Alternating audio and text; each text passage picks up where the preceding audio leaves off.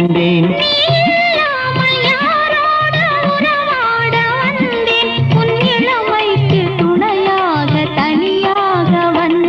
நான் மலரோடு தனியாக ஏன் இங்கு நின்றேன்? என் மகாராணி உன்னை காண ஓடோடி வந்தேன்.